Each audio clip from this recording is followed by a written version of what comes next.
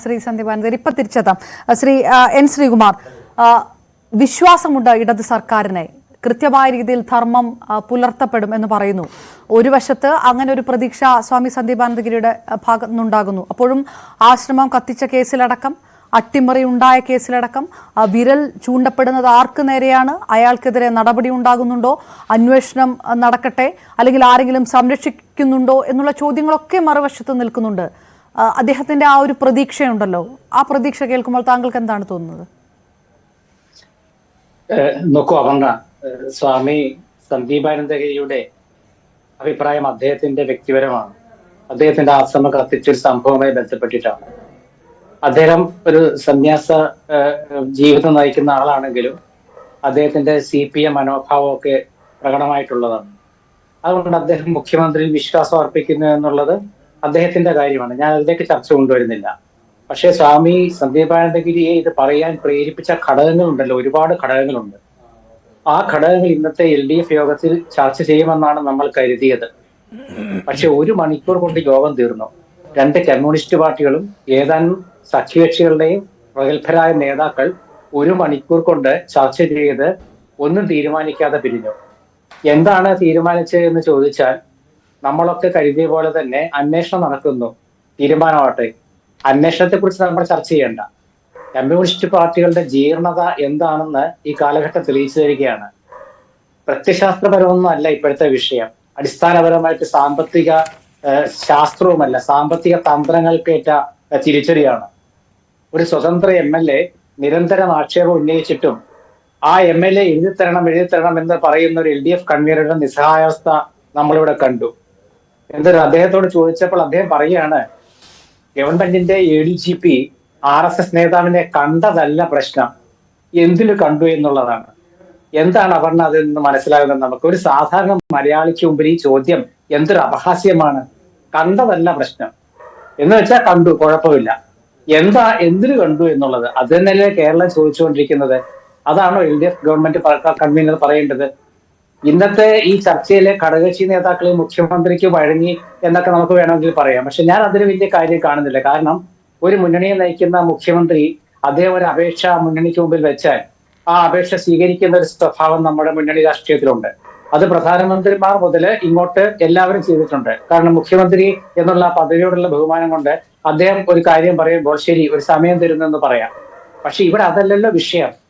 ഇവിടെ പ്രശ്നം LDFിൽ തന്നെ ഇന്നും ഇടത് MLA ആരോപണം ഉന്നയിക്കുകയാണ്, ആക്ഷേപം ഉന്നയിക്കുകയാണ്, ആശ്രമം കത്തിച്ചതുമായി വെളിപ്പെടുത്തുക നടത്തുകയാണ്.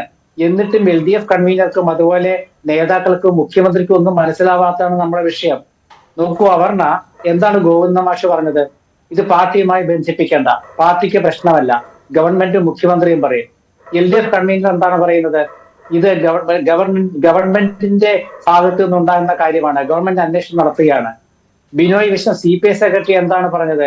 ഇത് LDFുമായി ബന്ധമില്ല. അപ്പോൾ അവിടെ നമ്മൾ എന്താണ് മനസ്സിലാക്കേണ്ടത്? ആരാണ് ഉത്തരം തരേണ്ടത്?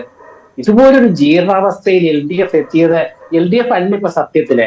ഇത് LDF എന്ന് ഞാൻ പറയാൻ എനിക്ക് നാണമാകുന്നു. കാരണം 1980 LDFിന്റെ ഭാഗമായിരുന്ന ഒരു പ്രസ്ഥാനത്തിന്റെ ഒപ്പം ഉണ്ടായിരുന്ന ഒരാളാണ് ഞാൻ.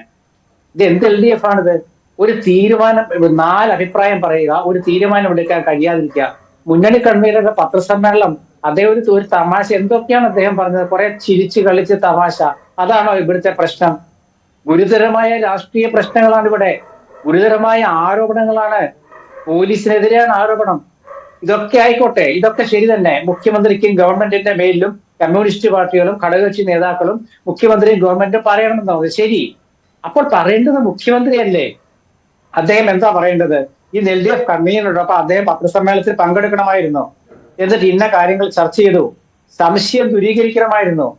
സന്ദീപാനന്ദഗിരി സ്വാമിക്ക് വിശ്വാസം ഉണ്ടെന്ന് പറഞ്ഞല്ലോ. സ്വാമി എന്താണ് മുഖ്യമന്ത്രി താങ്കളോട് പറഞ്ഞിട്ടുള്ളത് ഇന്നേ വരെ? താങ്കൾ എന്തടിസ്ഥാനത്തിലാണ് അദ്ദേഹത്തെ വിശ്വസിക്കുന്നത്?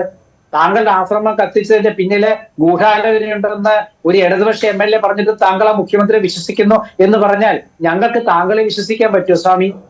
അതാണ് പ്രശ്നം. ഒരു കാര്യത്തിൽ നമ്മുടെ കേരള രാഷ്ട്രീയം എന്ന് കറങ്ങി തിരിഞ്ഞ് നിൽക്കുന്നത് എന്തിനാണ് അപർണ? ഒരുപാട് ആരോപണങ്ങളും ദുരാരോപണങ്ങളുമാണ്. അതാണ് ഞാൻ പറഞ്ഞത്. ഈ MV ഗോവിന്ദ മാഷ് പറഞ്ഞത് പാർട്ടിയുമായി ബന്ധമില്ലെന്നാണ് അദ്ദേഹം പറഞ്ഞത്. എല്ലാവരും പറയുന്നത് ആർക്ക് ബന്ധമില്ല. അപ്പൊ ബന്ധമുള്ള ഒരാൾ മുഖ്യമന്ത്രിയാണ്. അപ്പൊ മുഖ്യമന്ത്രി ദുരീകരിക്കണ്ടേ ഈ സംശയം? ഇപ്പൊ ADGP മാറ്റുമെന്നാൽ ഇതാ തൊപ്പി തെറിക്കും, ഇപ്പൊ കഴിയും, ഇതാ LDF യോഗം ചേരുന്നു, നിർണായകം എന്നൊക്കെ നിങ്ങൾ പറഞ്ഞു. ഒരു നിർണായകവും ഉണ്ടായില്ല. 1 മണിക്കൂർ കൊണ്ട് ചായ കുടിച്ച് പിരിഞ്ഞു എന്ന് വേണമെങ്കിൽ പറയാം. PC ചാക്കോ കയറുമ്പോ പറഞ്ഞു ഞങ്ങൾ അഭിപ്രായം പറയും. ചാക്കോ പുറത്തുനിന്ന് പറഞ്ഞോ എന്താണ് അഭിപ്രായം? NCPയുടെ ദേശീയ തലത്തിൽ കമ്മ്യൂണിസ്റ്റ് മുന്നണിക്കൊപ്പം, കോൺഗ്രസ് മുന്നണിക്കൊപ്പം RSS വിരുദ്ധ ചേരിയിൽ നിൽക്കുന്ന പാർട്ടിയുടെ ദേശീയ നേതാവാണ് PC ചാക്കോ. എന്ത് തീരുമാനം പറഞ്ഞു PC ചാക്കോ RSSനെ കുറിച്ചവിടെ? അതുപോലെ തന്നെ പിരോളി വിശ്വം എന്തൊക്കെ ബഹളമാണ് ഉണ്ടാക്കിയത്? അദ്ദേഹം എന്താ പറഞ്ഞത്? ADGP എന്തിനാണ് പോയത്? ഏത് ശാസ്ത്രം പഠിക്കാൻ, ഏത് വിജ്ഞാനം പഠിക്കാനാണ് അദ്ദേഹം RSSകാരന്റെ കൂടെ പോയതെന്നല്ലേ ചോദിച്ചത്?